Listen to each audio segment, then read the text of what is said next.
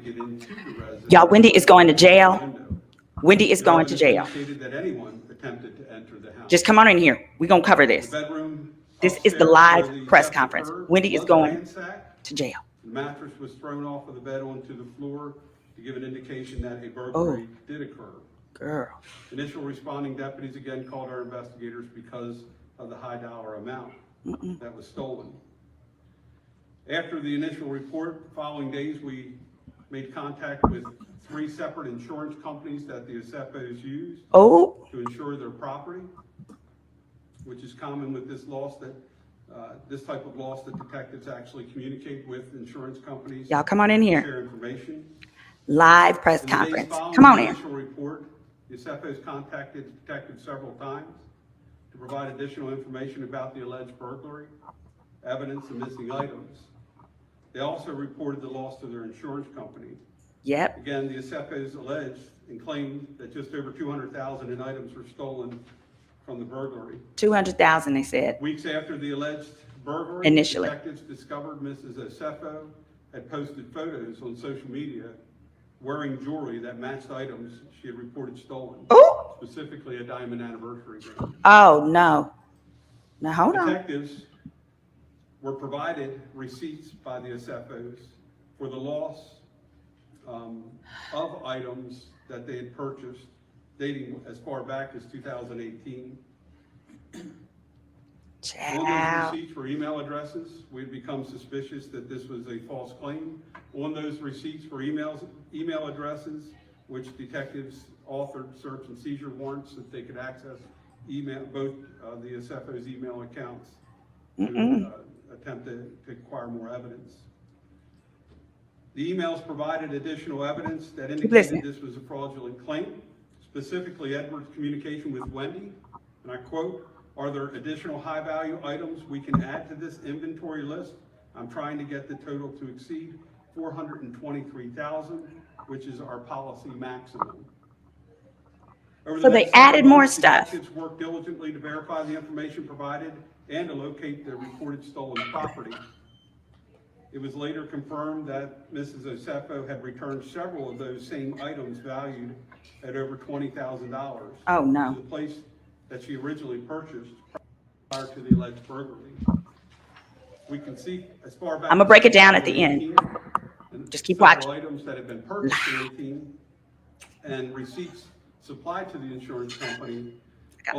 Those items had been returned to the purchaser or to the store that she purchased them from during the window in 2018 of the return policy. Meaning if it was a 90-day return policy back in 2018, she actually returned those items within that 90-day period. Those receipts were supplied to us, and those receipts were supplied to her insurance company and were alleged by the Osefos to be stolen in the original burglary. Based on the thorough investigation conducted by detectives in my office in coordination with the Carroll County State's Attorney's Office, it became clear that the Osefos had fabricated the burglary and filed a false report and attempted to fraud their insurance company. On October 29th, 2025, the case was presented to a Carroll County grand jury, which returned indictments against both Edward and Wendy Osefo on multiple counts of fraud and false reporting. Both individuals were located and taken into custody at their Turnberry Court address on the afternoon of October 9th, yesterday, by the Carroll County Sheriff's Office detectives. Deputies executed a search and seizure warrant at the residence during the arrest. An additional 15 items that were believed to be reported stolen by the Osefos during the initial report were also located during that search and seizure warrant. Those items included jewelry and high-end handbags. The Osefos were booked into the Carroll County Detention Center and later released on $50,000 bonds. Real quick, I'd like to acknowledge the work that my office did, Detective Richie Harbaugh. I'm gonna break it down, yeah, I'm gonna break it down. They're just absolutely amazing. Richie's one of the finest detectives on the planet. High praise for him. Also the Carroll County State's Attorney's Office, Mr. Shoemaker, Mr. Culver, and Melissa Hockensmith is who handled the case for the State's Attorney's Office and has been working with us diligently on this case. I'll now turn it over to the State's Attorney if he has some comments, and then we'll answer any questions you guys may have. Oh, I want to hear the question. I got a question. Okay, y'all, I'm gonna break it down. after we finish this live press conference. These are the sheriff's office that arrested them. Media inquiries that I've gotten today in connection with this matter, I've indicated to everybody, and I want to emphasize it again, as a threshold matter, that all persons are presumed innocent until proven guilty in a court of law. So I want to get that out front. As the sheriff indicated yesterday, the defendants were indicted by the grand jury for Carroll County in connection with Wendy Osefo. It was 7 counts of insurance fraud, 8 counts of conspiracy to commit insurance fraud, and 1 count of false statement to a police officer. They posted bail this morning. So also, in addition to what the sheriff alluded to a few moments ago, I'd like to note that the investigation in this matter, and I certainly want to give props to Detective Harbaugh, who worked in close proximity with my Deputy State's Attorney Melissa Hawkinsmith in connection with this matter.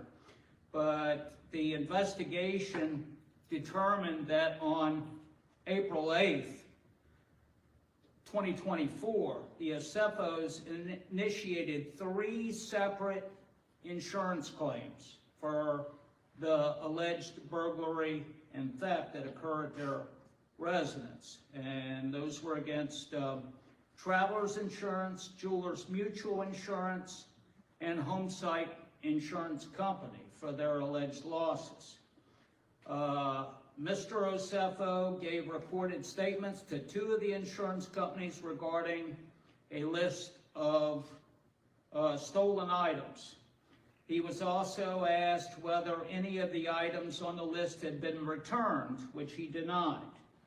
He was asked if he had other insurance but failed to disclose to Homesite and Jewelers that he was also making a claim with Travelers. For a Homesite insurance, both Edward and Wendy signed a sworn statement of loss, which was notarized.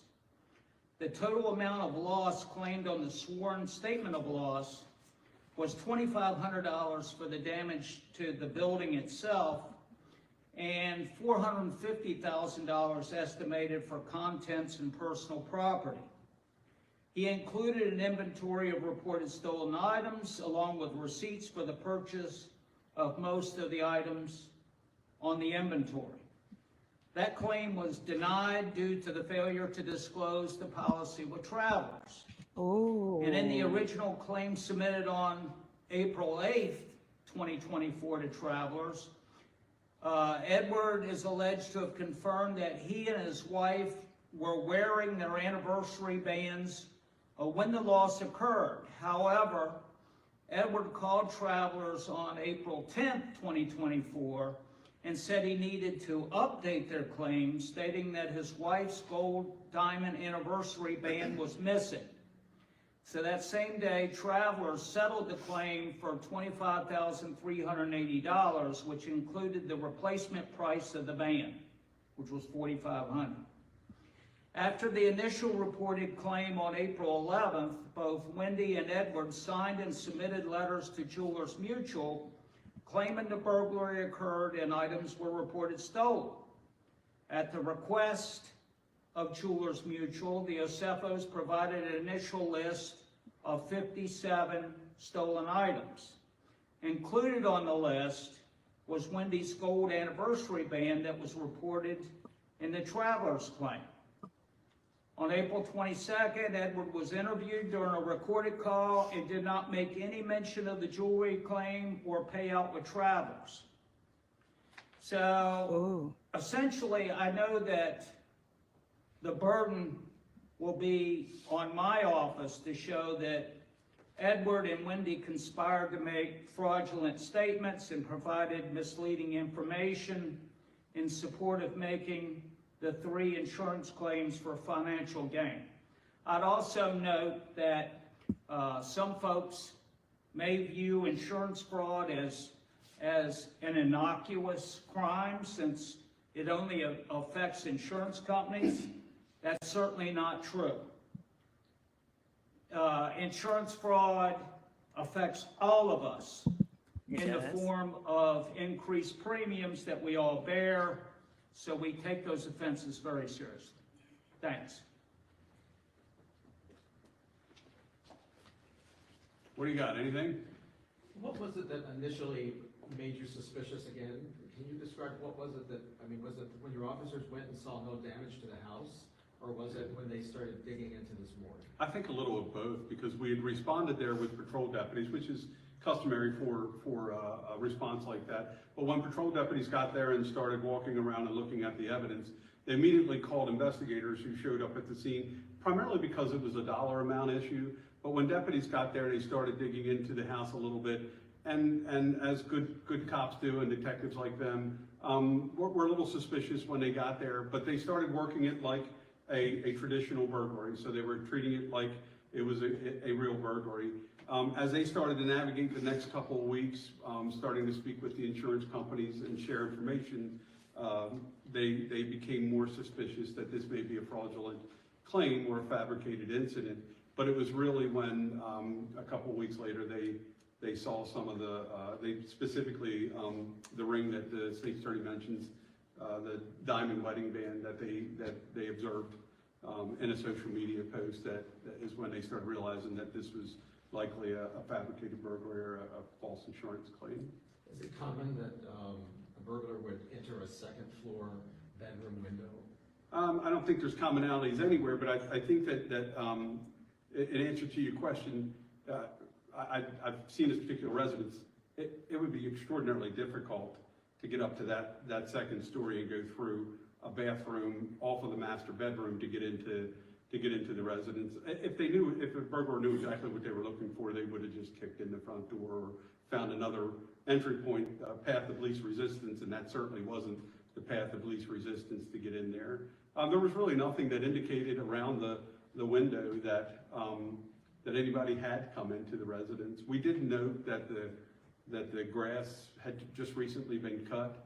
My detectives actually traveled up the side, walked out on the roof, and walked back into the bathroom, only to track stuff inside into the bathroom, asphalt from their shoes or debris. And I'm pretty sure the burglar didn't take a broom and clean up after themselves if they in fact tossed the room like was staged during the burglary. So, you know, a lot of those things just we picked up on, but again, we treated it like it was a burglary and followed the evidence until we found out that this was likely a false report. So I was trying to understand how much of these items they collected on. Like, did they collect double, twice from the insurance company and from the stores? I believe that's the case. Yeah, I believe they tried to file claims with there were 3 separate insurance companies that they used to insure specific items, and I believe they tried to claim specifically the diamond wedding band twice. They did get paid out, as the state attorney said, for the diamond wedding band, which was a little over $25,000. We believe we have that diamond wedding band after we executed the search procedure warrant yesterday. What did they tell you? Did they make statements or They've made no statements to us whatsoever. The only information that we've gotten from the Osefos is their recorded statements to the insurance company. And were they in any financial despair or problems, or do you know why this may have happened? Obviously, it was a financial. I don't know. You can only speculate that they were in some financial issues.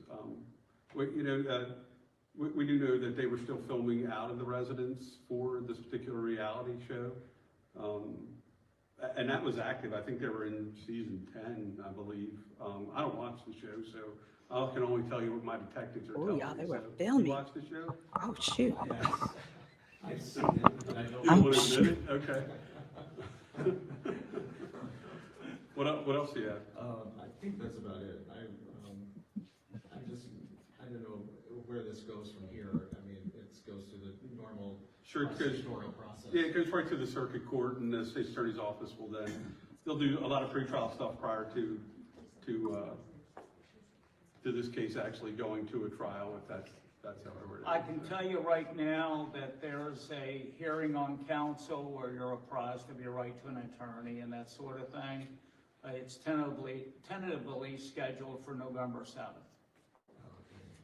And the issue about the diamond, it was earrings you found on social media? Or I'm gonna break this down. So ring? Yeah, wedding band that she. How did that come about? Was that from just scouring social media for matches, or how did? Well, I mean, they're on social media an awful lot. So, I mean, they're basically living their life on social media or on TV. I think because we became suspicious, and I do believe that the insurance companies became suspicious as well, their investigators start to scour social media and look at specific items that Mrs. Osefo regularly wore, and it wouldn't have been difficult to see some of those items on her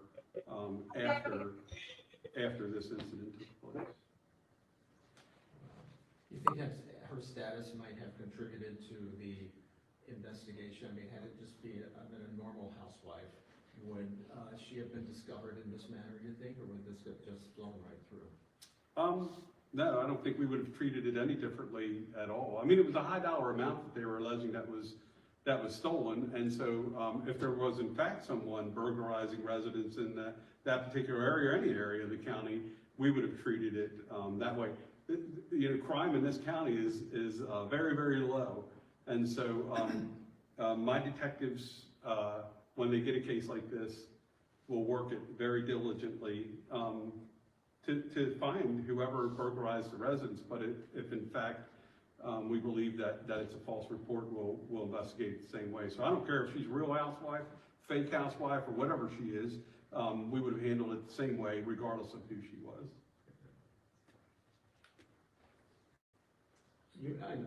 Finally, you mentioned the charges that she was facing. Is he facing the same charges? Correct, yeah. Well, they're a little different because he is facing 9 counts of insurance fraud. Okay. And let me put my glasses back on. 9 counts of insurance fraud, 8 counts of conspiracy to commit insurance fraud, and 1 count of false statement to a police officer. And that was regarding which statement? Yeah, exactly. Oh, that's, okay. Okay. You good? Anything else? You got anything texted in? You're good? Good, thanks. Okay. Thanks, everybody. We appreciate it. oh, y'all. School-age children. They reported that their home had been burglarized sometime between Hold on. April 2nd Just starting from the and beginning. April 7th of 2024. We want to see this. While they were on vacation in Jamaica. The house would have been vacant at the time with no one house sitting. No one had a key to the residence according to the Osefos. The Osefos claimed that designer handbags and jewelry valued at more than $200,000 were missing from the primary residence bedroom upstairs. Responding patrol deputies handled the burglary according to policy and made contact with investigators with my major crimes unit to assist because of the dollar amount that was stolen. Crime scene investigators came to the scene the night of the report to process the scene for fingerprints, DNA, and anything of evidentiary value. And while I'm there, I want to thank the state police. They actually responded, and the superintendent of the state police, Colonel Butler, I want to thank him for working with us on the case and providing resources. It should be noted that the residence does have interior and exterior surveillance cameras. None of the cameras picked up any motion or indicated a breach inside of the house. Cameras also did not pick up any suspicious activity outside of the residence during the time the Osefos were away from the residence. Detectives also checked surveillance cameras from neighbors. No evidence of a break-in or suspicious activity was noted at the Osefos residence. Patrol deputies and detectives found no signs of forced entry or physical evidence of a burglary, such as footprints, fingerprints, or any entry point. This is the beginning of it. So, and I needed to hear this part. It wasn't included. So, and I'm gonna break it down. Into the master bedroom. There was no evidence inside the residence that someone made an attempt to get into the residence through that particular window. No evidence indicated that anyone attempted to enter the house. The bedroom upstairs where the theft occurred was ransacked. The mattress was thrown off of the bed onto the floor.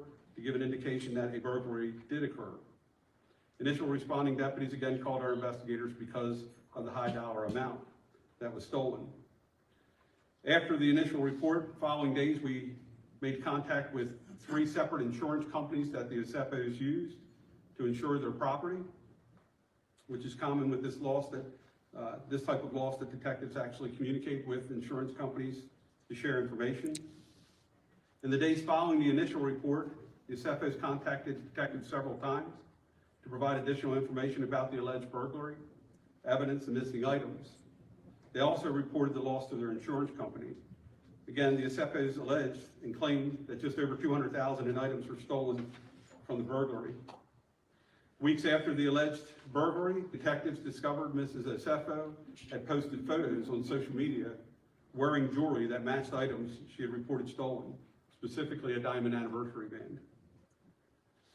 Detectives were provided receipts by the Osefos for the loss of items that they had purchased.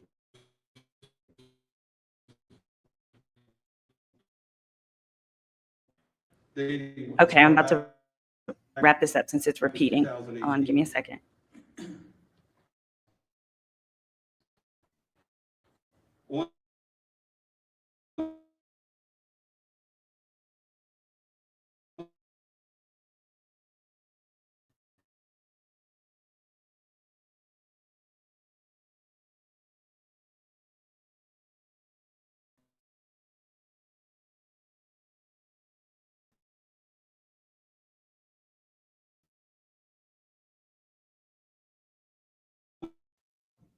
Email addresses,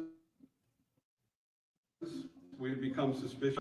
And I quote, "Are there additional high-value items we can add to this inventory list? I'm trying to get the total to exceed $423,000, which is our policy."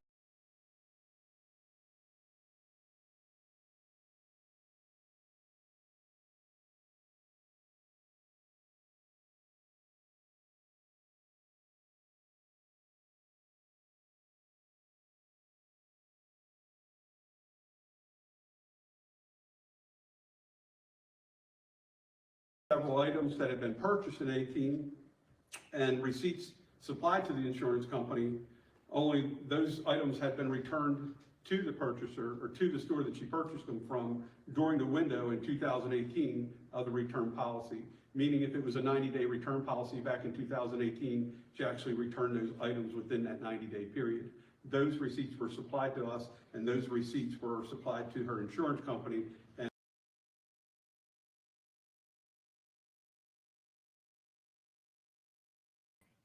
Sorry about that, guys. So they did the press conference and now they're repeating it.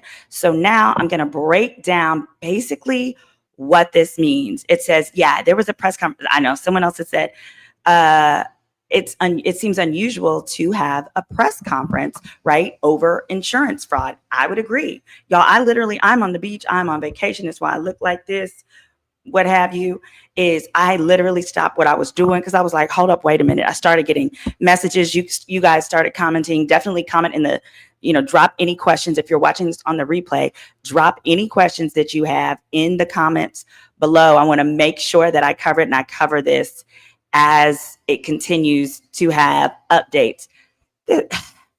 I'll start by saying this. When I heard the accusations, I was like, not Wendy, not dual degree, multiple degree, Miss PhD Wendy, who, prides herself on letting everyone know how educated she and her hubby were. Hold on. I don't want to.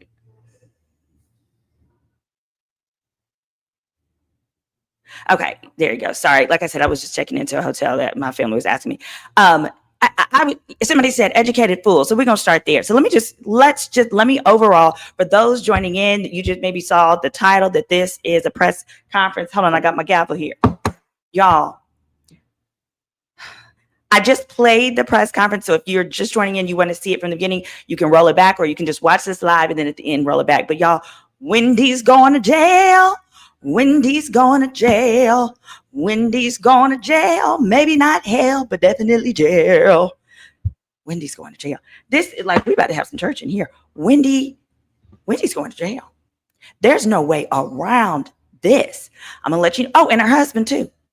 So he could say bye-bye to that law license. Shoot, what's his name? My boy Mims, Make It Make Sense. He called me this morning. He was like, because I didn't even know what's going on, y'all. I've been out of the country. I've been trying to get doing my stuff. I do be working. I work from outside of the country. I work virtually, Zoom court, da-da-da.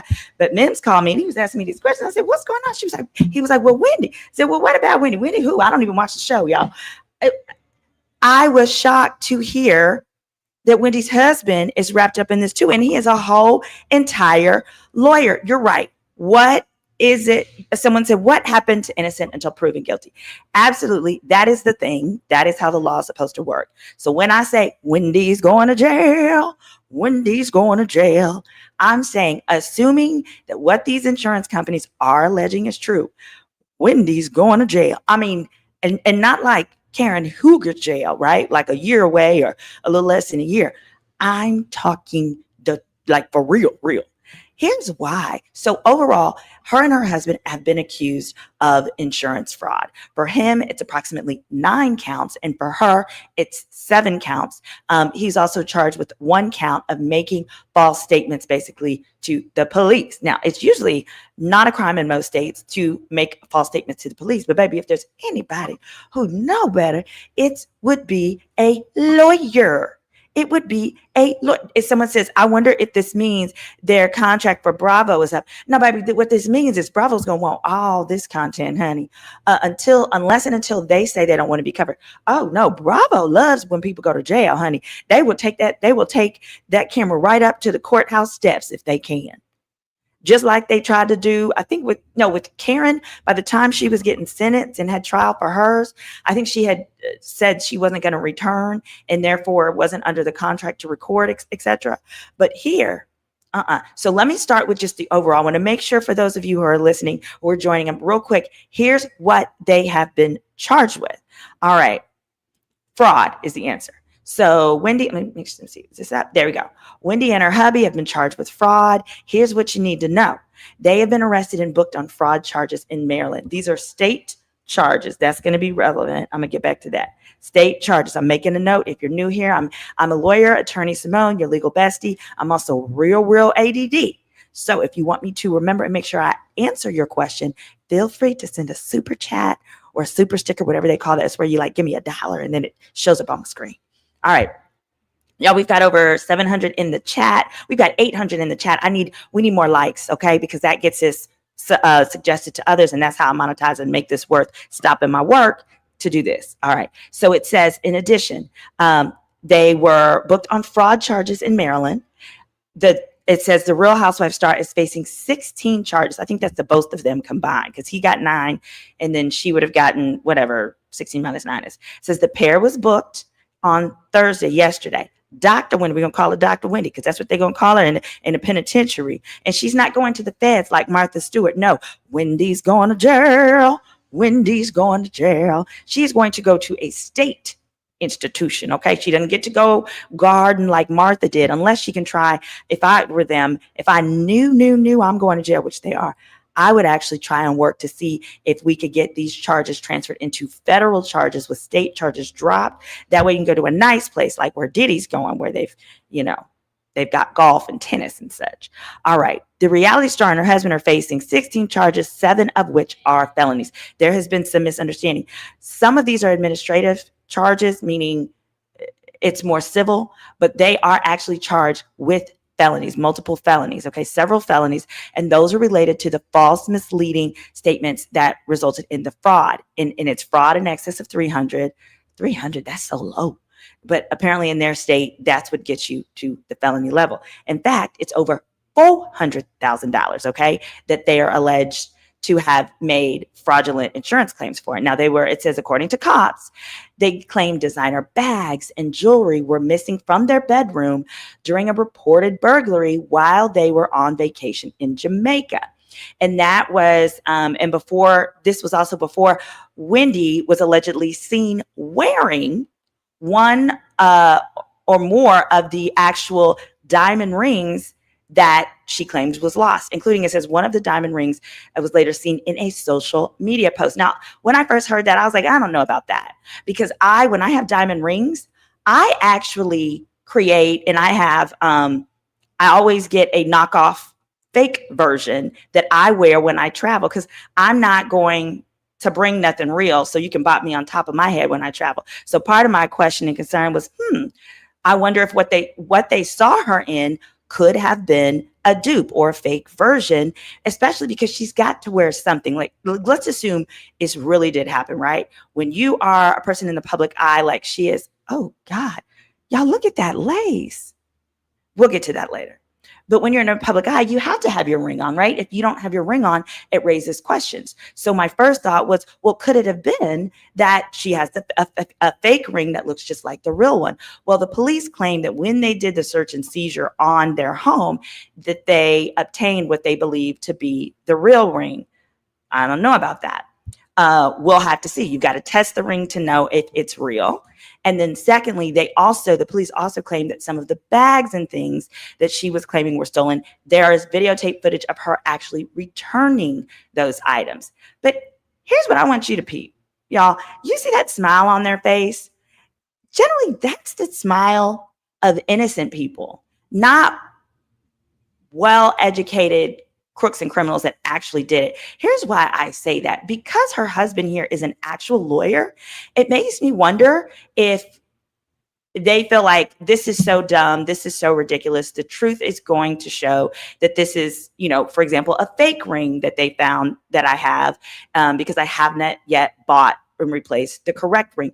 I'm not sure, but I would like to believe that these two educated soldiers, these two educated Christians, have more sense than to smile in a mugshot if they actually did it, and ultimately need to be seen as having remorse. I'm going to move over from People, because obviously they're not a news source. I want to actually read I'm going to share on the screen, the press release from the police. I know it's small. I'm going to read it for you. From the cops that actually arrested them. Hold on, we're going to make it bigger. Here it is. It says, Carroll County Sheriff's Office, 2 arrested after fraudulently reporting a burglary and theft. Now, for those of you guys who are asking, it seems excessive to have a whole press conference for insurance fraud. The sheriff's office, when they opened the press conference today, they said that the reason they did the conference is because they were getting so many media inquiries. And so for a smaller office like this, Carroll County in Maryland, it behooves them to just do a press conference. So when they get those calls, they can say, watch our video, watch the press conference on our Facebook page or whatever like that. So it reduces the amount of staff that they have to use to answer these media questions. So that may be why they chose to do this, to kind of reduce the amount of work that their everyday staff, which I'm sure they don't have enough to handle all of this, has to then handle. All right. So then it says, on April 7th, 2024, last year, the sheriff's office deputies responded to a residence in the 1900 block of Turnberry Court for a report of burglary and theft. Upon arrival, they met with the homeowners, who stated they returned from vacation to their home and had been entered home, and to find that their home had been entered and numerous items stolen. They reported approximately 80 items of jewelry, luxury goods, clothing, and shoes were stolen, worth a total of more than $200K. During the investigation, detectives found that over $20,000 worth of the items reported stolen had been returned by the owners to the locations the items were purchased from. Specifically, those are supposed to be bags, Birkins or whatever it is, but bags, and there's allegedly footage of this. Further, it says detectives found images of a homeowner wearing jewelry that had been reported stolen after the burglary took place. Again, we don't know if those are fake dupes. They're just claiming it was jewelry, specifically her wedding ring. Hold on one second.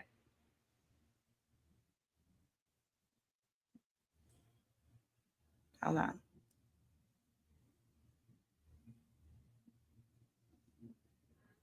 One second. Hold on. Sorry, family emergency.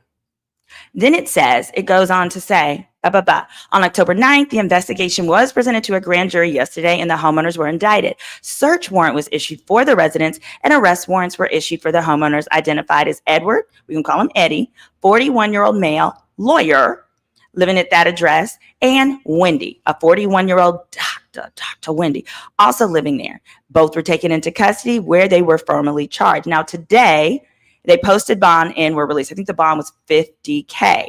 Now today, ooh, look at this picture. Oh yeah. Oh, why would you be smiling? What you got to smile about, boy? I do want to save this photo though. We're gonna save it. We'll save that. What's his name? Eddie. Okay, I'll do that later. Poet Eddie think this is funny. And here go Wendy's. Now I'm saying a news briefing will be hosted, and then here go Wendy. And we just gonna put this up here. We're going to keep that up. There go Wendy. Now, here's the thing. It says, even if I was innocent, I wouldn't be smiling. I'm with you. Even if I definitely would. I don't think that it's helpful to smile because if you show you're not taking it seriously, they're going to come down so much harder on you. It says, Ashley and Gizzard are going to have a field day with, aren't they? Somebody said, that's happy, Eddie. Somebody said, Eddie looks high. See how the devil does. Have you high, thinking that you were invincible, and then boom. Did y'all see the official statement from them? Let us know, Kemi. Was it a statement from them? Feel free, you can drop it, the link in the bio. You mean from them, or because previously the statement that I read was, I just read the statement from the sheriff's office.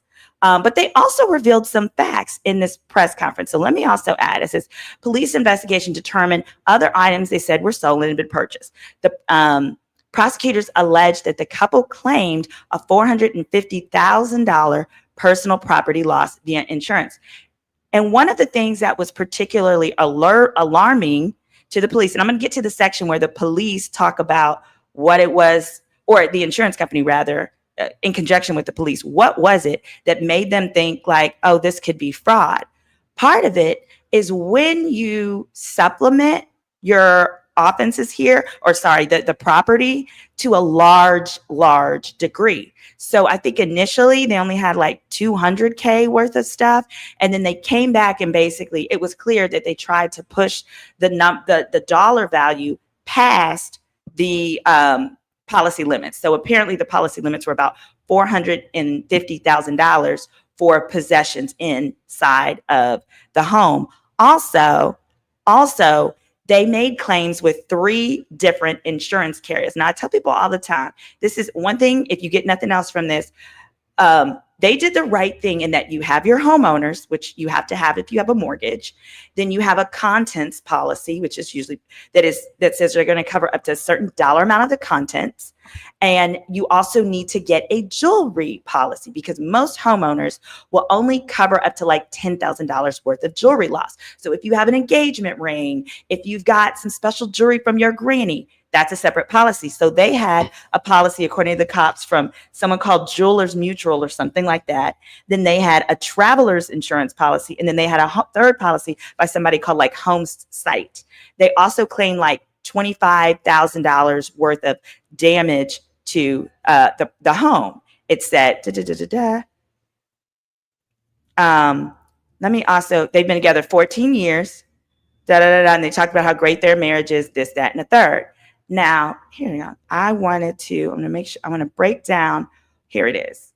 When they talk about what was it that made officers think like, hey, we may have a crime here. Here it is. Let me share this one here. Okay. So according to Us Weekly, it says, the office dispatched law enforcement, blah, blah, blah. We know that after the Jamaica.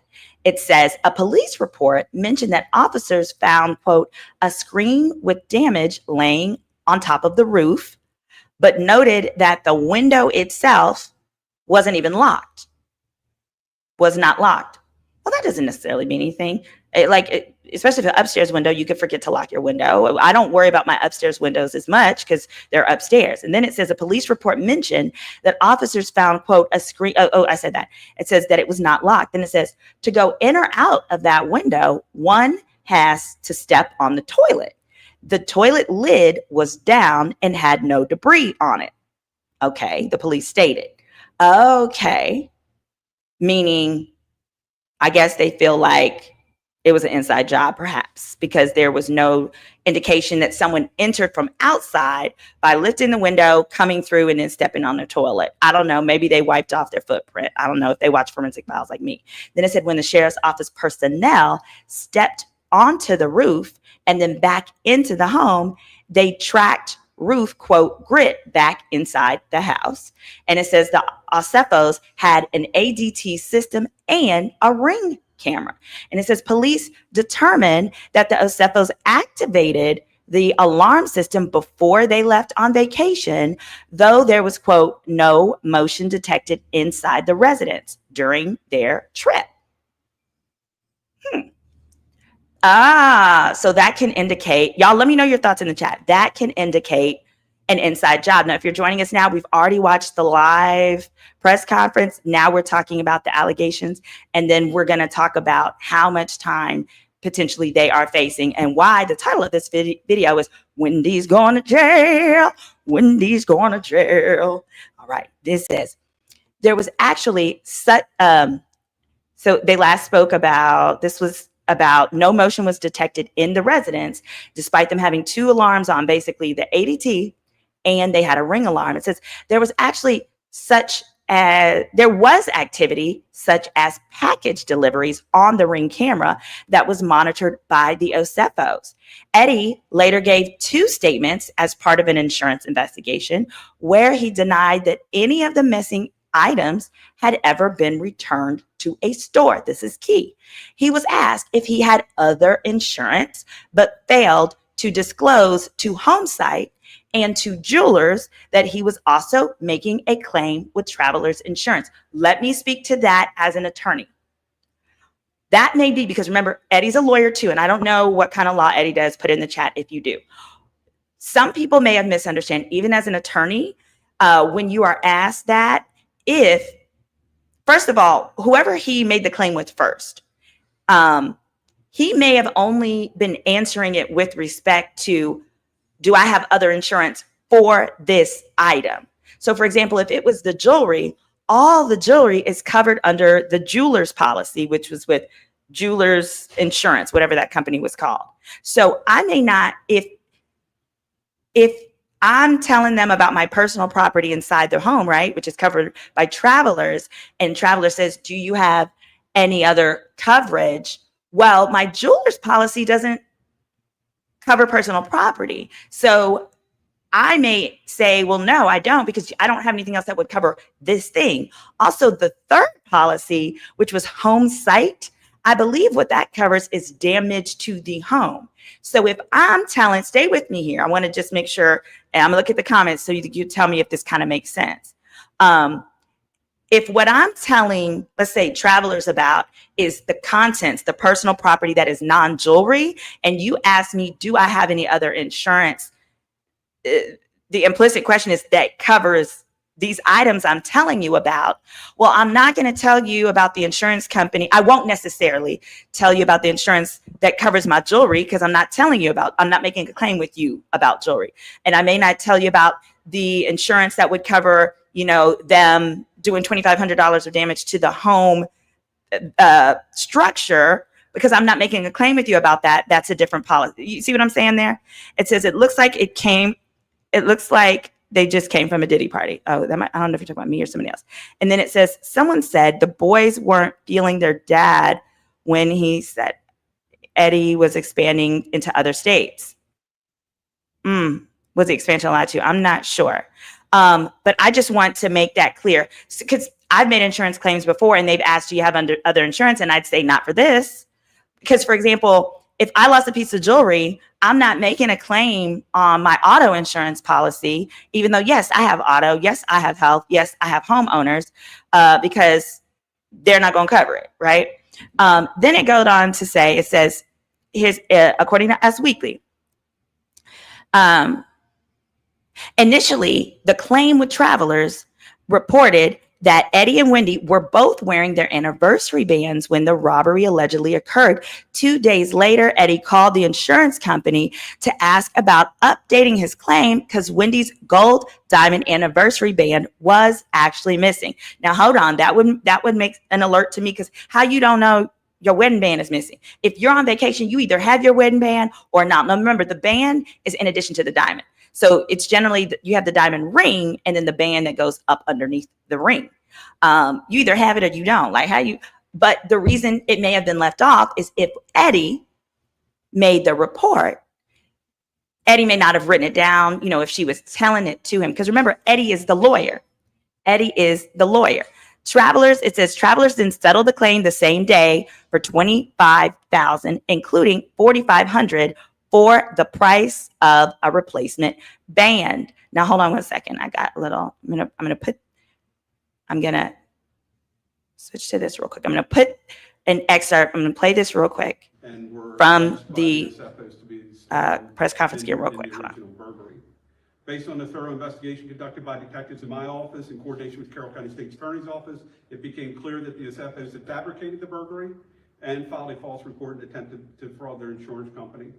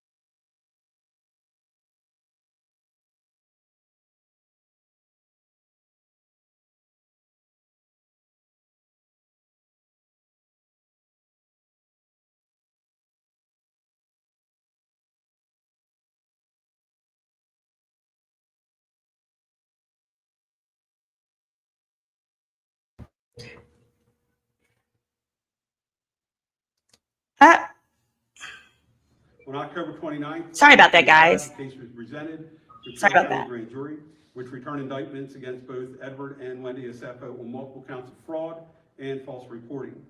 Both individuals were located and taken into custody at their Turnberry Court address on the afternoon of October 9th, yesterday, by the Carroll County Sheriff's Office detectives.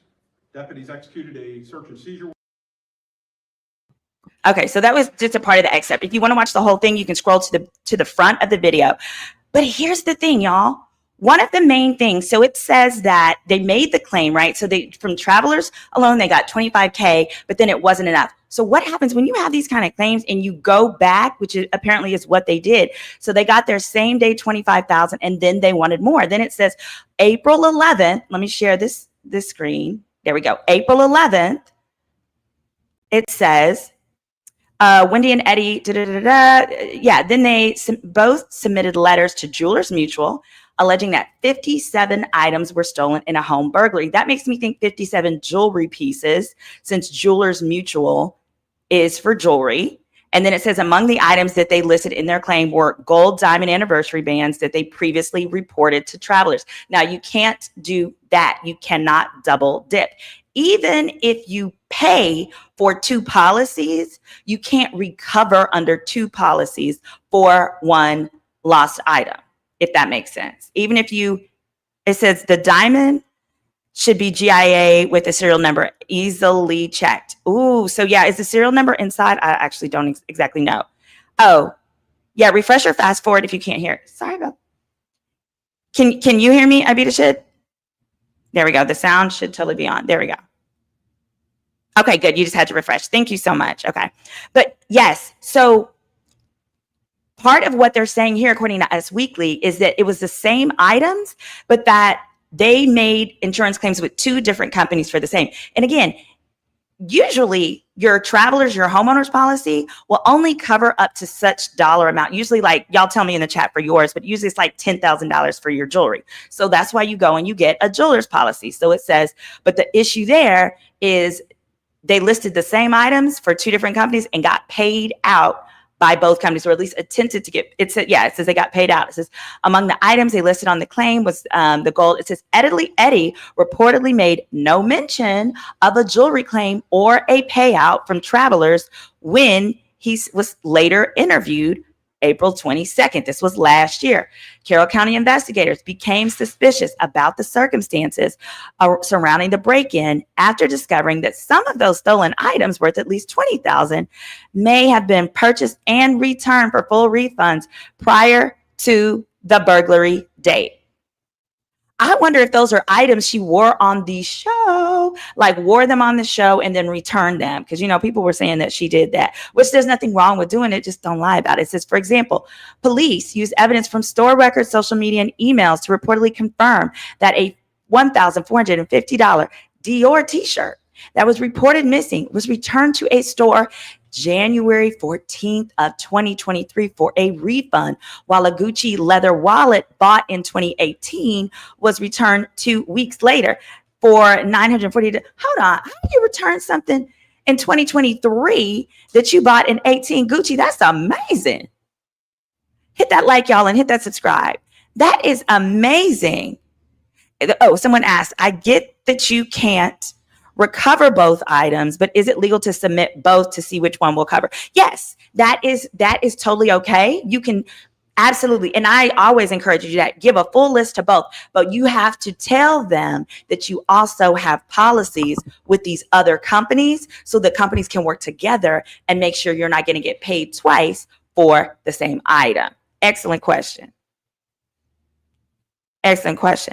I can't believe his crazy self was taking pictures with the items and then filing claims. But see, it sounds like what they thought was, remember it said for one of the claims, same day, they got paid $25,000 for a component of it. And then an extra, what was it? An extra like $5,000 for another aspect of it. So, and that was in 2024.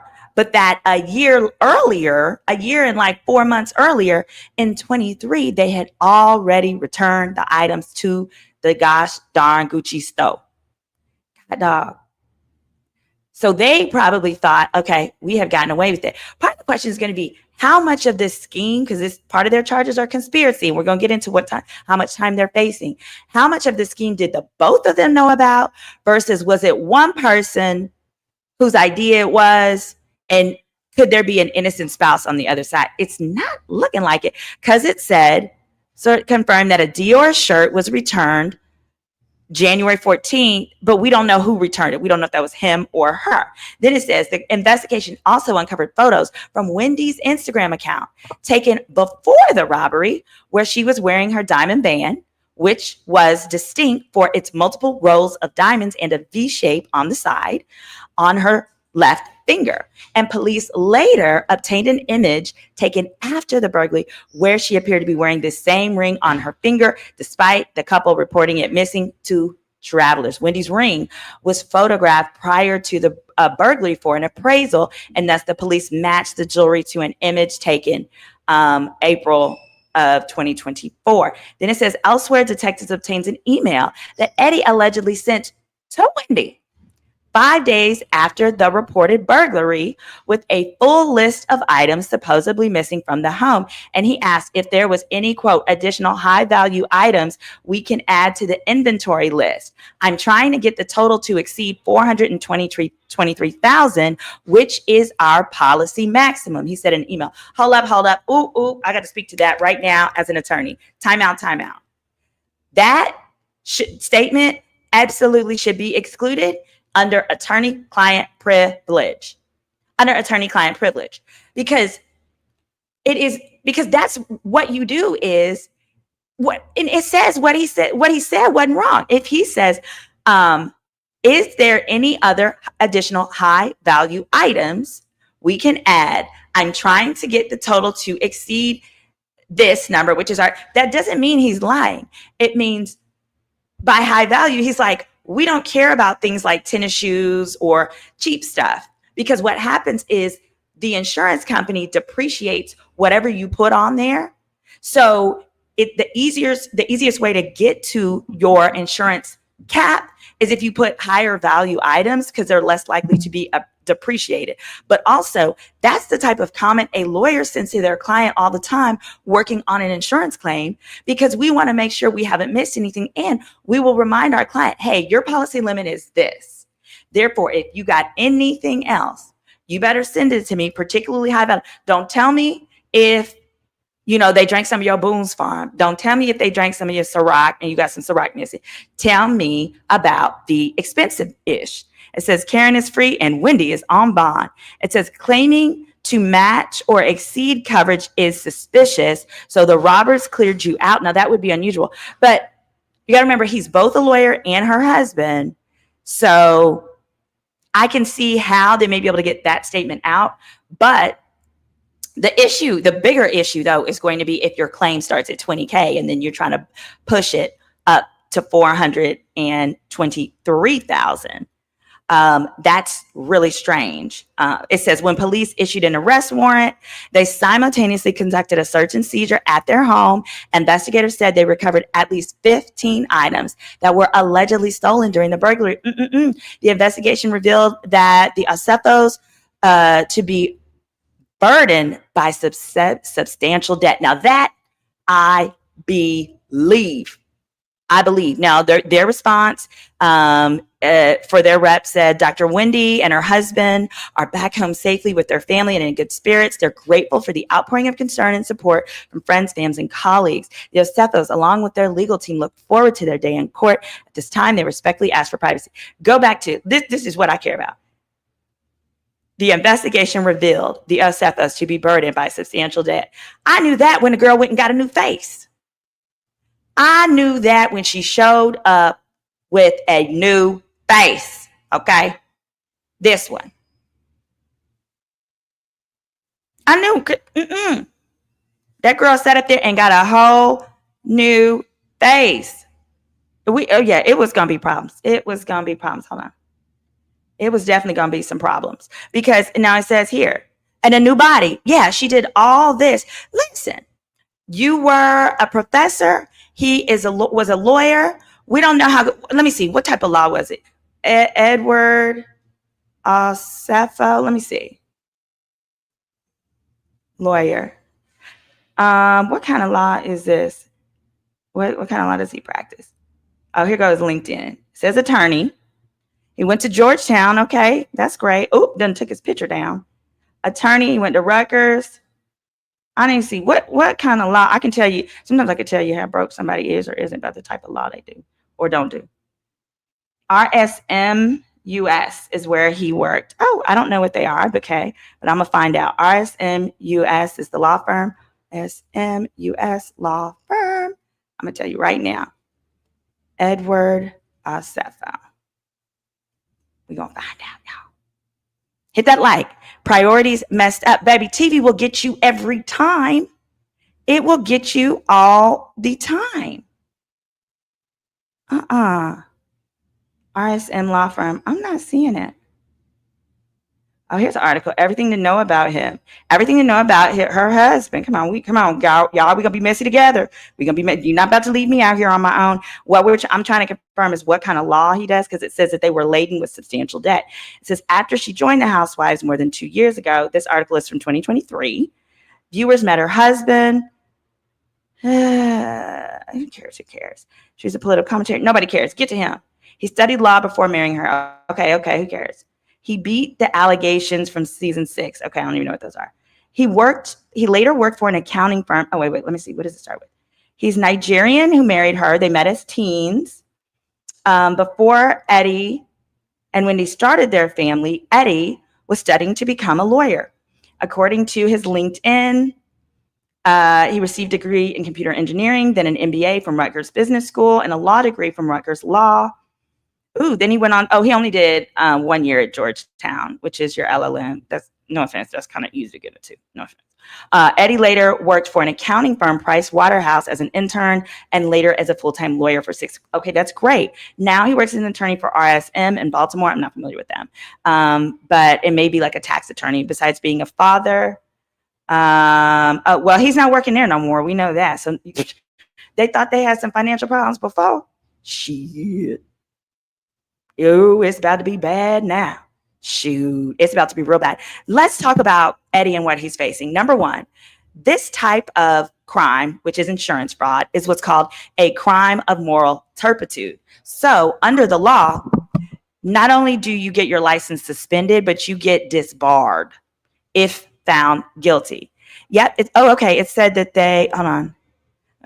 You get disbarred, meaning you can no longer practice law at all forever and ever. I don't know. Maybe he can be an accountant after this. No, can't be an accountant either. Not if it requires a license. You can't do nothing. Listen to me quick. Listen to me good. You can't do anything that requires like confidence and faith of people in you, because a crime of moral turpitude is something like theft, fraud, and it basically means can't nobody trust you. Can't nobody trust you. Hit that like, y'all. And it says it says that's worse than Karen. She's a felon and a thief, a liar and a deceiver. His mom knew something was red flag. Something was red about that flag. And look at them now. Ooh. Do I see a possible easy defense for them with the evidence as listed? Number one defense might be, I was going to say certain things could be protected under the husband-wife privilege, but where husbands and wives co-conspire to commit crimes, generally in most states, that privilege doesn't exist. Those attorney fees are definitely about to hit. Honestly, there's no shame in saying I can't afford it. Seriously, especially as a professor. Baby, the way I play that, like if you know my story, if you don't, Google it. Let me tell you this. This is my worst fear. This is why I couldn't get married. Why I had to call my wedding off weeks before. It's because this is the shit he was going to get my ass up into. Living, if you Google my story or not, the Cliff's Notes version is I was very much in love with someone I met on a dating reality show. And just shortly before the wedding, he was like, hey, I can't do this. I can't get married. I was like, what are you talking about? He was like, this wedding that we have planned, it wasn't even a big wedding. It was a $17,000 wedding, but he said he couldn't afford that. And I was like, what are you talking about? And he was like, we just need to go to the Justice of the Peace. And at first I was like, oh, I love you, do make money. And then I checked our bank account because something wasn't making sense, because it was time to make the final wedding payment for the wedding. And rather than us having the $10,000 that was going to be needed for that final payment, it was destination, people had bought their flights, hotels, all of that. Instead of the $10,000, we had $15.42 in the bank. In the bank. He had taken the money and used it from our wedding fund where I contributed, my parents contributed. He took it because after being on the reality show, he felt pressure to live a life as though we were affluent. And so he used that and bought a $130,000 car, which then had $3,000 a month car payment. He also had another vehicle. He used it to pay the monthly payment on that. It was an Escalade that was about $2,500 a month. He paid his child support with some. I love that baby. Hey, we could talk about that. But the issue was his the addiction to both it's not just money, but the appearance of money. And I'm like frugal. I was a finance major. My friends will tell you I am their cheapest friend. I go on dates with Groupons. If we go on a date and I like that place, I will sometimes suggest a restaurant just because I see it's a Groupon for it. And I pull that bad boy out, scan that bad boy at the end of the date because I like living financially free. So no, my ex is not, no, somebody said, is he in jail? No, he's not in jail. But I had to break up because my daddy was going to kill him. I met somebody the other day. I ran into someone on the street and they were like, I'm so sorry. I was pulling for you guys. I'm so sad you guys didn't get back together. They were like, I really liked him for you. You guys could really work it out. I said, do you hate me? Do you hate me? Because either you're not familiar with the facts and that's okay, or you want me to be miserable. I said, no, ma'am, I can't do that. I can do that. But I say that to say that is just one example of how once people get this little taste of fame, some people feel the need to create this image that does not exist. And then they get really depressed. They get really sad about it, all of those things. And my thing of it is, who says you have to pretend everything is okay? Part of the whole thing of a reality show is a plot, bitch, a plot. It ebbs and it flows. Maybe a portion of our story would be how I launched my law firm and but you launched your business and your business wasn't doing great. And we're trying to save your business instead of pretending like everything's okay. Here, it appears that perhaps Wendy and her husband did not feel comfortable telling their truth. Yes, baby, listen, y'all, I'm still single. If you got a cousin or a brother wants to go on a Groupon date. Now, the first date, we can't use a Groupon. I need to know he can be financially sound and stable. But after that, now I'm still looking. I will whip out a Groupon. It's okay. And the thing of it is I actually was the frugal one in the relationship. And in my situation, we had an initial wedding date of like April and we had to move it because he didn't have his money together. And I remember him saying, well, what are people going to think if we move the wedding date? I said, well, let them think the truth. We ain't got it. We don't have the money to get married in April. Tell them the truth. He said, we can't do that. I can. I don't have a problem telling people. People know weddings is expensive. And we're paying it on our own. Praise the Lord. Or the show that we met on didn't offer us a wedding. And I'm so glad that they did, because if they had, I would have never learned that this person was financially irresponsible. But he said, well, what are people going to think? And then he said, well, could you just loan me the money for our wedding? What? What? Can I do what? Can I loan you what for what? You want me to loan you some money to marry me? How much, you ask? About $10,000. You want me to loan you while you drive a $3,000 car a month? You want me to loan you $10,000 to marry me, and you are like 47 years old, 45, whatever it was. And I think hell no. How you start is how you finish. The angels in heaven told me, hell no. They said, girl, you bet not. That's how my angels talked to me. It was probably my granny. She's dead. They said, girl, you bet not. Because I'm like, how you start is, if in the course of the year of all the highfalutin things you've done and posted and this and that, you haven't gotten an opportunity to save $10K, it just means we're not ready. We ain't got it. So I'm not lying. If I'm lying, you're fine. Loan, yes. Loan an adult man money to marry me. Bitch, what? Inward what? Ninja, no. Yes, it was a blessing that the show didn't pay for my wedding. And just to conclude that chapter, come to find out, his last marriage with the last wife ended for the exact same thing: financial irresponsibility, doing similar things, blah, blah, blah. That's that. I say that to say, I do believe that line that I just read, where the police statement was, quote, the investigation revealed the Osefos to be burdened by substantial debt, the police noted, and that was likely the impetus for this $400,000 claim. Y'all, they got $420,000 extra dollars. Baby, I know that's more than she make on the goddamn show. I know that. I know it was more than they made on the show. What show was on? I was on a show called Ready to Love. It's still on. It's on the OWN network. I was on, Ready to Love. And I was on there in like 2021. My season was called The Last Resort. I was part of the Houston cast. Can we talk about potential sentences. Yes, let's get to them. Let me just make sure I haven't missed anything else from the from the notes that I took from the press release. It was the multiple claims going back. All right, so potential sentences. We've got 7 felonies here. Y'all, they are looking at, so for each one, there are a few more charges for him than there are for her. But basically, state jail felony, up to 10 years it's looking like. Eddie's range is about 5 to 15, and for Wendy, it's up to 10. And I'm just talking, so the sentencing range for insurance fraud, let me break it down. Here's how we get there. The sentencing range in Maryland for insurance fraud is 2 to 7 years per count. They have multiple counts here. They have 7 to 9 insurance fraud counts. Now, a judge can choose to stack them, but not usually. They don't usually stack it, so it wouldn't be like 2 plus 2 plus 2 for each of the 7. Instead, usually it's just they run concurrent, meaning at the same time. So 2 to 7 years for that. Plus the making false statements is 1 to 5 year range. Both of them appear to be doing that. So the aggregate exposure that they're dealing with is basically about 2 years to potentially 10 years, because the false statement actually. Oh, hold on. Let me redo this. No.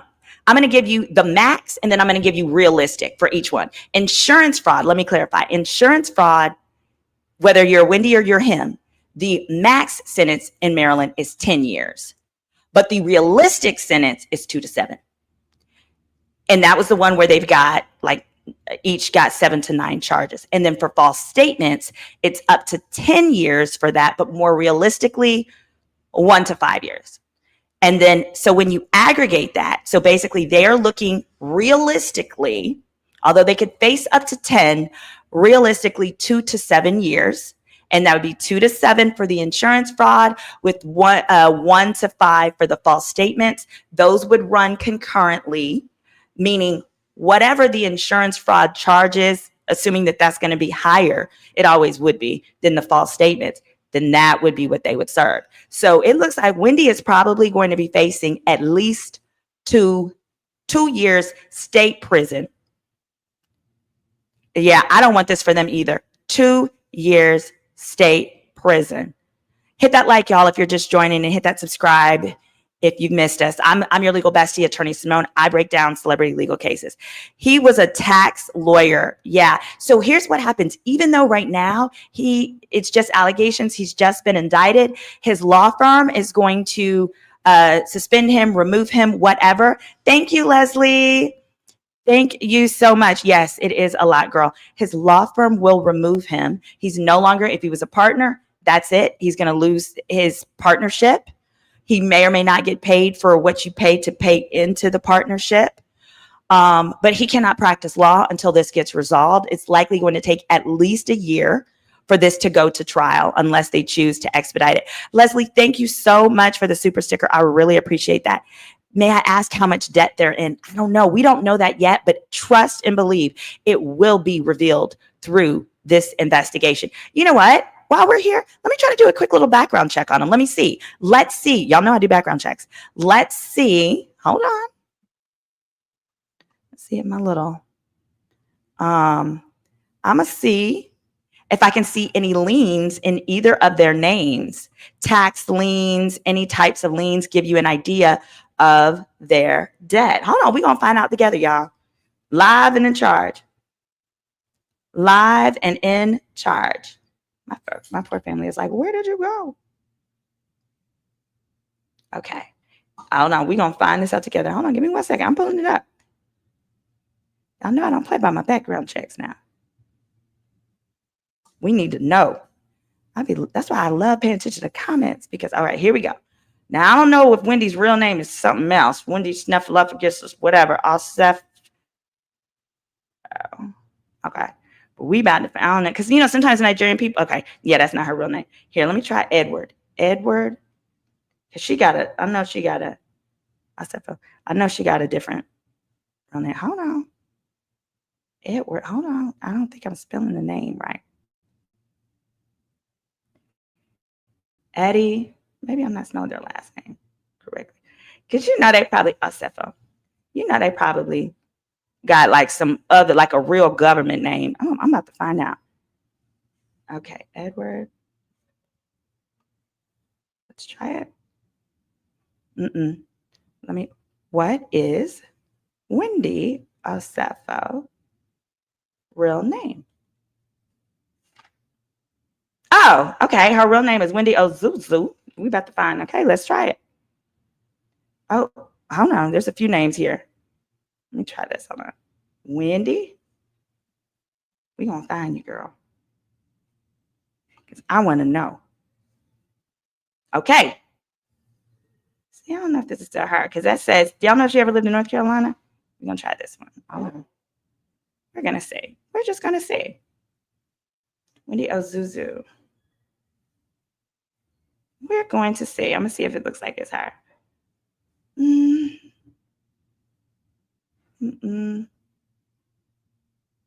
I don't think this is her.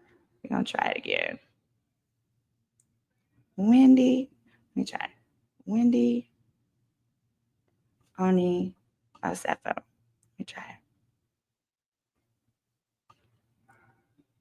Let's try it. Hold on. Let's ask what is Edward Osefo's real name? Oh, it should be on the indictment.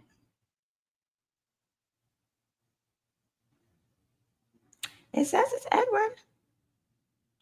Osfeo.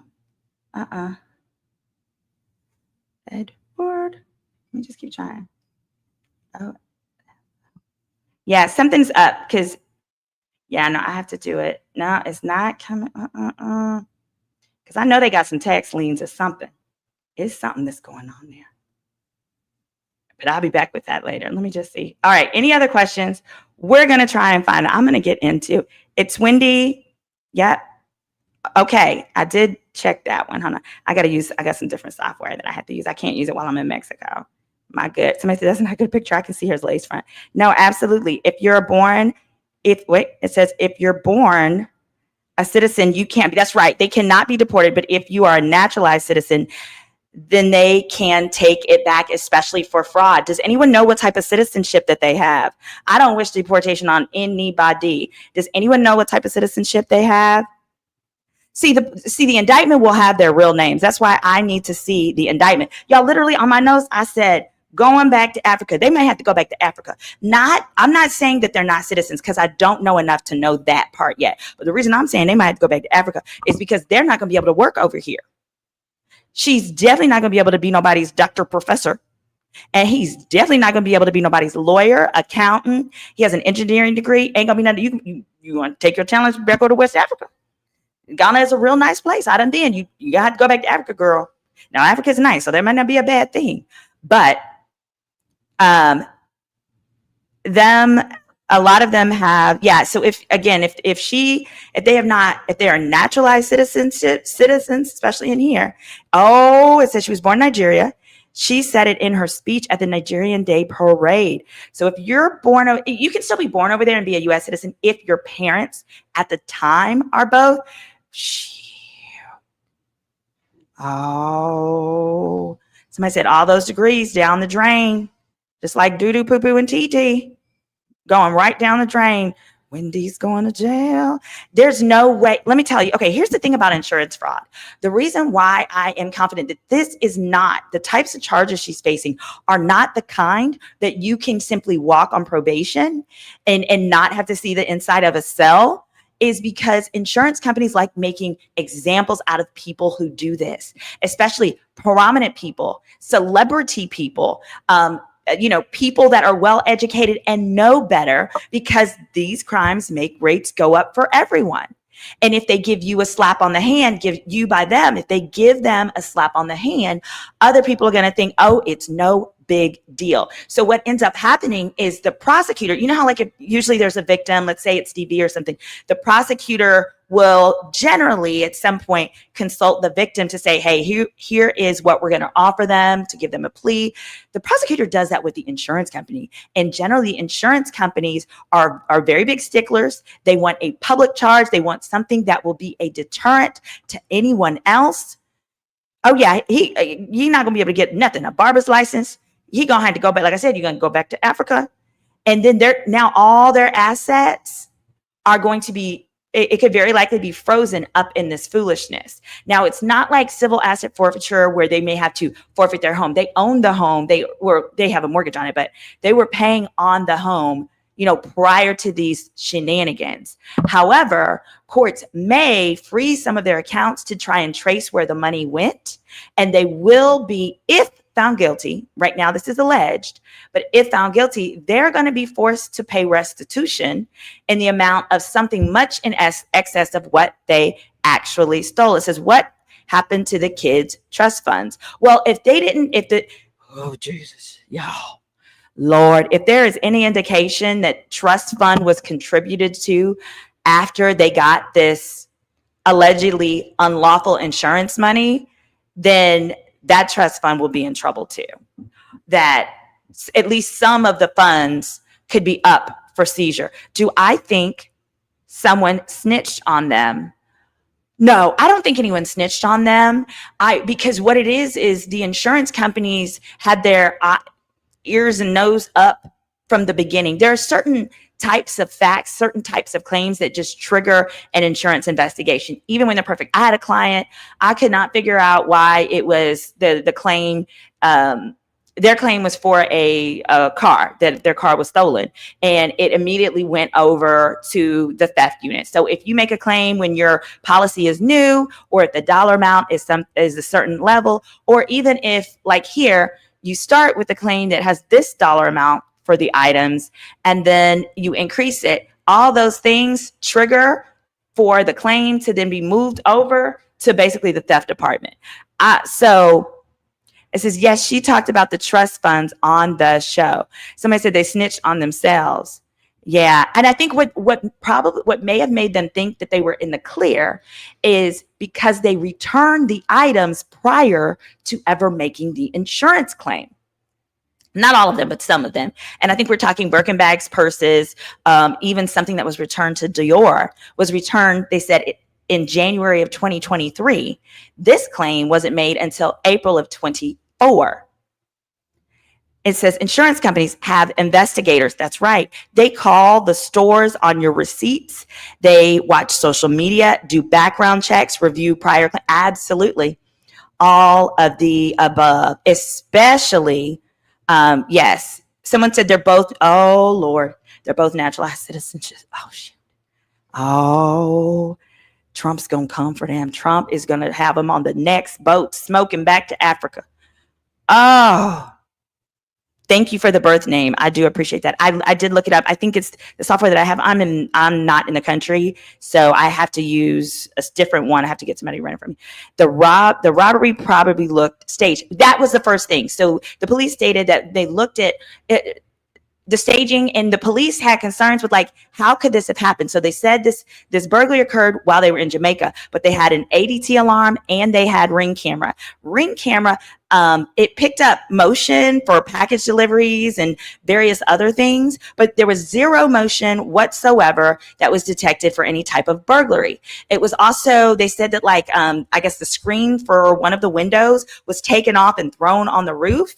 Well, when the police went up there, first of all, I don't know, how would you even know it was on the roof? I guess the officers found it on the roof, but when they detected that, they then saw the only way would have been in is if you'd, I guess, gone from the roof into the house. And when they looked in, going through that window, you would have had to step on the toilet and track dirt in from being on the roof or whatever else. And they said there was no footprints on the toilet. There was no dirt. There was no indication of, and even the window, like, the window was not locked, but there was no clear indication as to how that went. It says they left the cameras on for the real robbers. It says they should self-deport and fight the charges overseas. But see, I don't know what. See, she got to stay here and she got to film that show. That's what she gonna have to do because that's the only source of income that they about to have. Because he's getting fired, and I don't know if you want to take a lawyer. I don't know. Y'all want to hire a lawyer who's oh shoot, you can't even hire him. I was gonna say who's under indictment because the bar is likely going to suspend him while he's under indictment. Because think of it this way: as attorneys, we have trust accounts, and you have to trust us with various types of money. And if it is believed that you will fraudulently make a claim, an insurance claim, then they take away your law license because you can't trust you with your client's money. Citizenship can be revoked if they lied on the citizenship application. So that's not the issue. It's that they're neutralized citizens. I have not looked into it, but someone in the chat said that neutralized citizens, I am seeing under Trump, he is now trying to revoke. Let me see.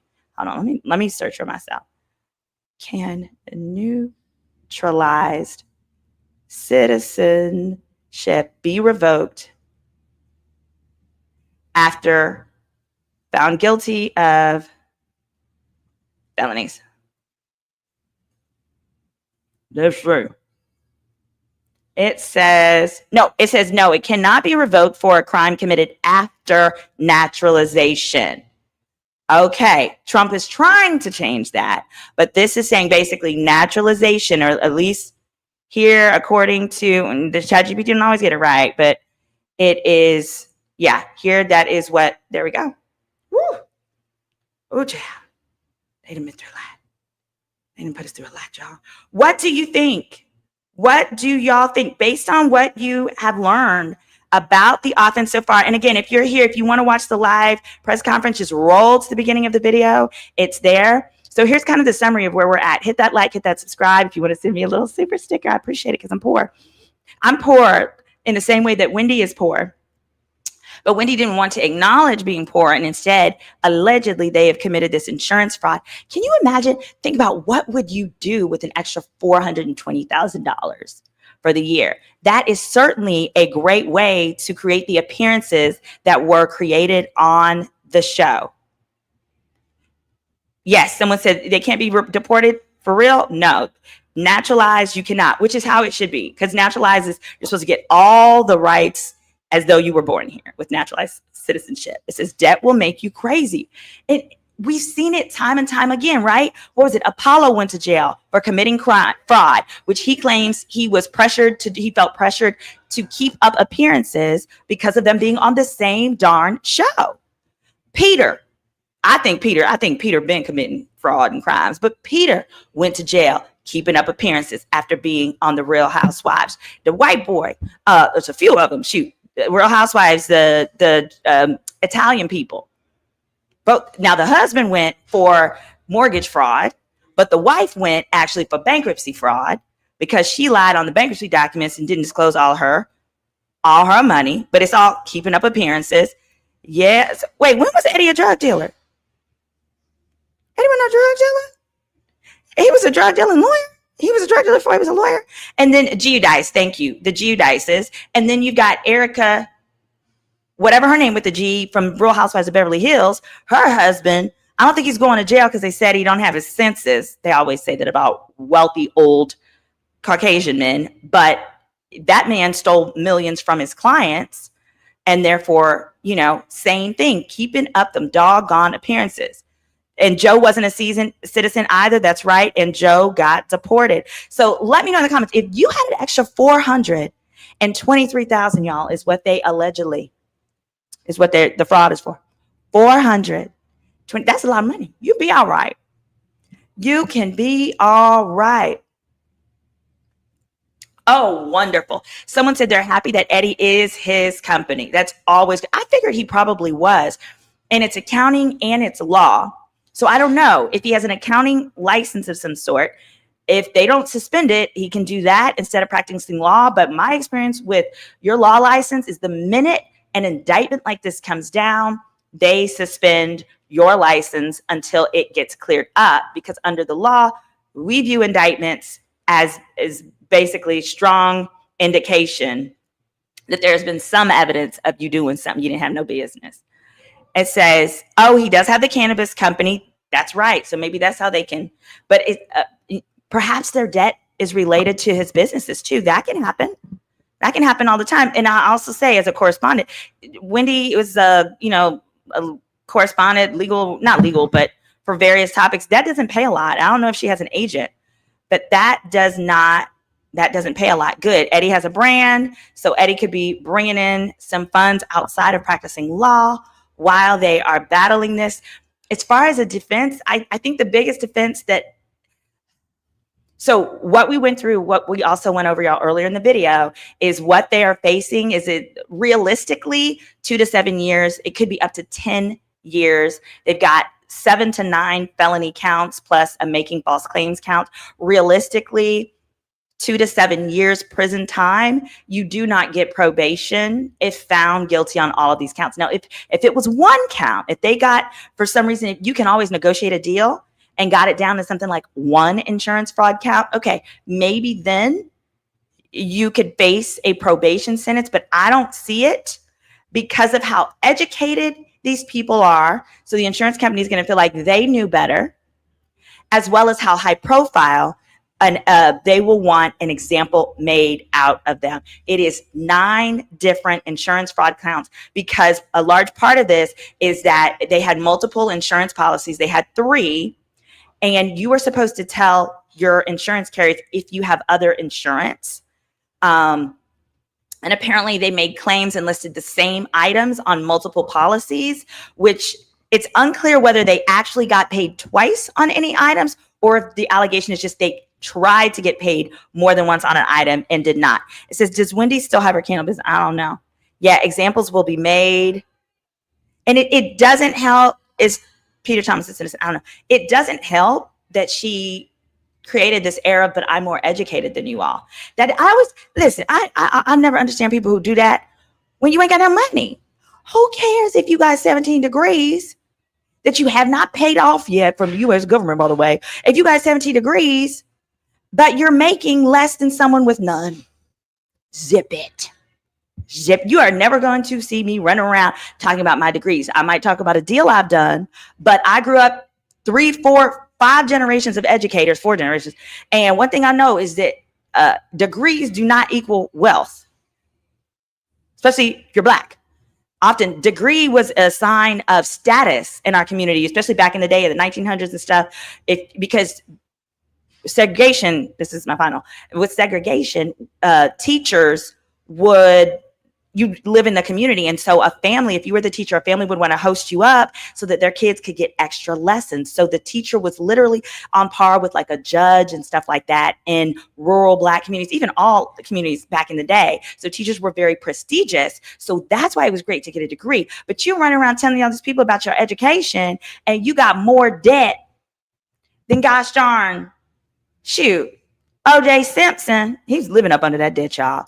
It's useless. So in the end, what the police revealed is that they found that the motive was allegedly because they have a substantial amount of debt. So the implication is that they did all of this in order to be able to keep up appearances and look like they had some money for the show,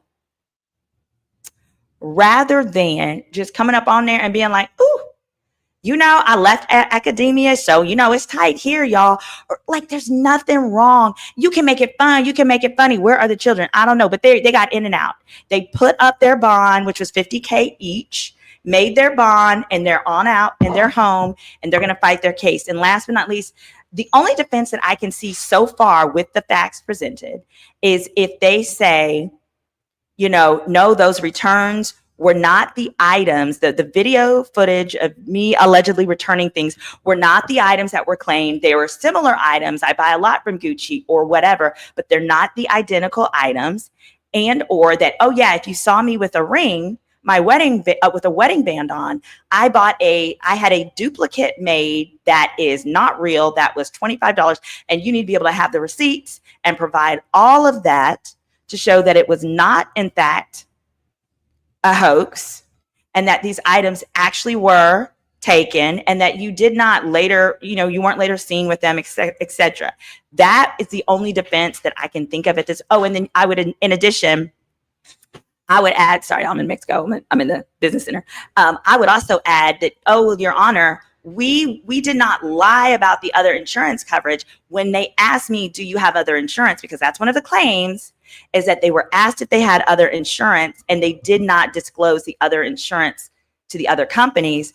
I would say, when they were asking me about, if I'm talking about my jewelry, I don't have any other insurance that covers my jewelry. It's just you. If it's my clothes and my contents of my home, you are the only policy that covers the clothes and contents. And if it's the exterior and damage to the exterior of my home, that is this other policy, and it was only this. So when you ask me if I have other policies, I think you mean other policies that could cover these items here that I'm claiming, not in life. Because if that were the case, I'd tell you, yeah, I got health insurance, I got life insurance, I got disability, short-term disability, long-term disability. That would be my allegation. It says, oh, thank you so much for the super chat. It says, say what you want about regular Robin, but I'll always respect her for keeping it real. See, I never watched the show, but that's good if she did. Serial numbers. Ooh, the life of Samad. Thank you, boo. Let me put that on the screen. That's so true. Serial numbers, go and get them. Yes, because if your ring is GIAA certified, there is supposed to be a serial number on that jewelry. That's what I want to know, because the sheriff's office today said that when they executed a search warrant at their house the other day, they believe they found the same ring that was listed on their insurance claim, the engagement ring, Wendy's or wedding ring, Wendy's wedding band or what have you, that was $22,000 that they paid her off for. They think it was listed. So now if there is that serial number and that matches, I need you to come on back and let us know. Give us a little update. We want to know.